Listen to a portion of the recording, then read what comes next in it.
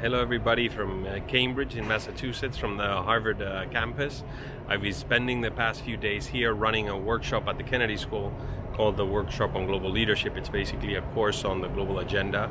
So what are the key themes and issues that occupy people's minds over here when it comes to discussing global affairs, right? And there were 3 or 4 key themes that came up. I think the first was China. It was astonishing. I mean, China came up almost in every single session.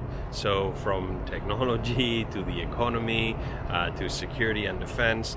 And it's just a multifaceted challenge that the rise of China poses to the US on a whole range of fields, including that of political model. And I think that was in fact the second theme, which is this idea of democracy and the challenge to democracy. So liberal democracy is being challenged by other forms of governance, including that emerging in China, which is less democratic in a sense. It's a single party system with limited social and political rights, with control of the media, but at the same time a great deal of efficacy and efficiency through the use of technology. So we had a lot of debates about what are the key democratic principles, how are they challenged. The third topic was technology. I mean, it cut across almost all of the topics. It is impossible today to talk about global order and power without talking about technology, because it impacts from cybersecurity and the new domains in security to 5G, how 5G is going to change everything, because it's going to be the underlying infrastructure for our productive processes, for our social media, for the way we interact with one another.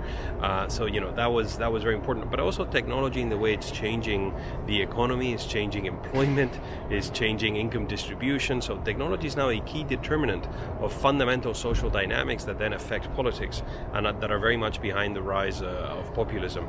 We also talked a little bit about Europe, not too much, but divisions within Europe were pointed out. Brexit, the division between the authoritarians and the non-authoritarians within Europe. So that topic came up, but fundamentally through the lens of the weakness of Europe and the challenges that Europe is going to have in projecting power. One of the things that was clearly absent from our talks was climate change. I mean, it's fascinating to see how still in this place what's really important is still traditional power. Also multilateralism and the UN, just in general, the multilateral framework did not come up a great deal, even though we spoke with some of the greatest experts in this institution about global order.